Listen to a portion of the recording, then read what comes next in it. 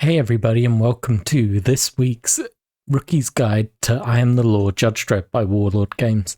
Today we are looking over actions. Actions happen when you activate one of your models, and the way you'd go about that is by pulling a chip from the bag that is to do with your faction, and you pick a model. Now they can either do 2 single actions or 1 double action, and we're going to quickly go through all those actions today.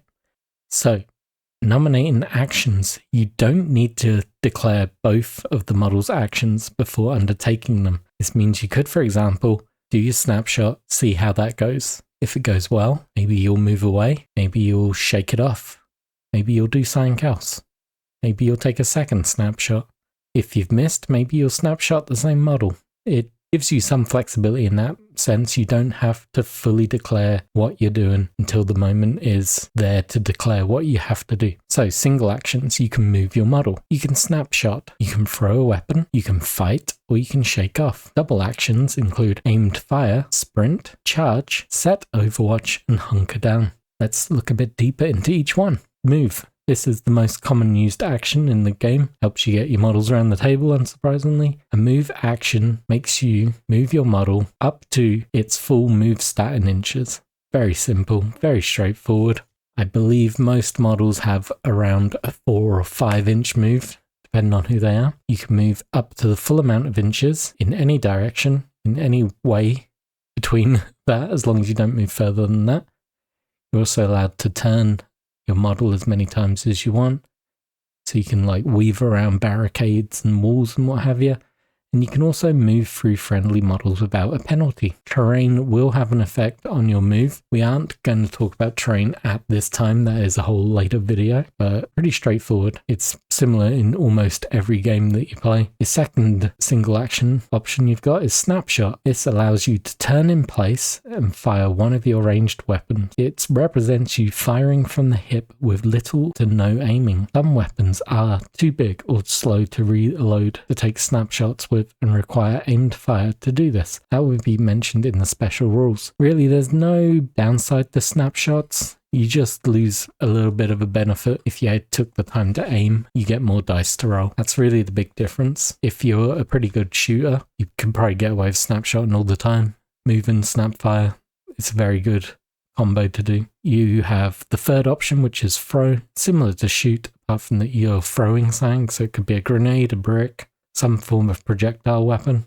Fight is similar to close combat charging, which is a double action. But with the fight, you just move 3 inches. That's as simple as it is. And then you can strike a model in close combat. So it's a single action. The benefit to that is you could fight twice in a turn if you're close enough to the model to attack them. So if you've ended up close to someone, you move your 3 inches, fight them. If you haven't knocked them down, you could fight them again. If you do knock them down, you could then move away or shoot somebody. Then the last action is shake it off. This is really helpful. A lot of the time you'll get models who get pinned or stunned, either by trying to go for it or they've been hit by a weapon that causes that kind of effect on them. You need to get rid of those tokens quick because it makes your character slower and more vulnerable to being took out of the game. It's annoying when you have to waste an action doing it, but it's very important to get. Then we move on to double actions. These are more complicated versions of single action. So sprint, for example, is 2 move actions, one after the other, and then if you do that, you get a bonus d6 inches of movement. Downside to doing this versus a double move is that you have to sprint in your front arc only. You gain the moving fast marker, which means you're harder to hit if people are shooting at you, but you do have to run in a straight line. That's charge is a double action that works very similar to the fight action, but has additional movement. Charge has to be directed at an opposing model or vehicle in your model's front arc. Roll a d6 and add that to your move. Charging model can move within close combat range, i.e. 1 inch of the target. It can make a close combat attack with a bonus of +1 to its power. You also mark the model with a moving fast marker. You may charge if already engaged in close combat. The moving fast marker and their effects remain in place until next activated. Models may attempt to use charge double actions to break through doors and windows as well, which we'll cover later on. So in the previous one, it was like a tiny move and you get to fight. The benefit of that is if you're going up against somebody who's slightly weaker, You just go in, you punch them, you knock them out, they're finished. You can then go on to do something else. Whereas charging, you may want to call that if the model you're going up against is at full health. Maybe you know you're not going to take them out this turn, but having those extra dice to knock them down with is extremely helpful. Aimed fire, resolved in a very similar way to snapshot. You turn the model in place to aim it at the target you're firing at. Make sure the model you are aiming with is got the opposing model in its front fire arc, and then you get +2 combat dice to either its shoot stat,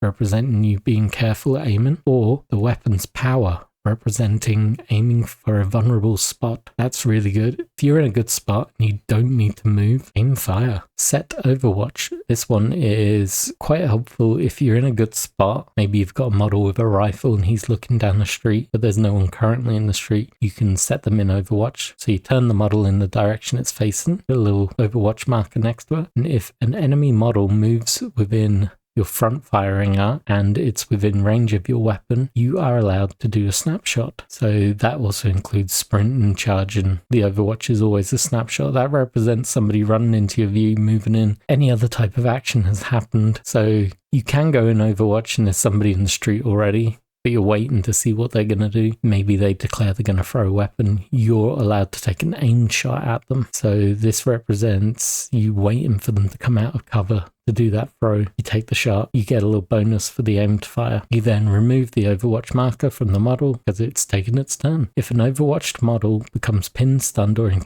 incapacitated before using the marker, it loses its marker. Otherwise, it remains in place into the next game turns or until the Overwatched model activates or takes a different action. Then the last of the double actions is Hunker Down. This is also a double action. Allows you to get rid of some of your injuries. So you roll a d6, add that to the score of the model's move stat, minus any stun marker or injury markers. The model can then move this total distance in any direction, providing it ends up no closer to the nearest enemy model. If the model moves into cover, you can roll a number of combat dice equal to its original unmodified resist stat. Each armor result rolled, the model removes 1 injury marker down to a minimum of 1. Can't fully remove all injury markers, but you can get yourself back down to 1, which is quite nice, and it'll keep models in the game for longer. So that's all your actions, but I'm hoping we'll get a battle reporting soon, and you can see that in action. As always, I appreciate you watching. Drop me a comment if you have any questions, and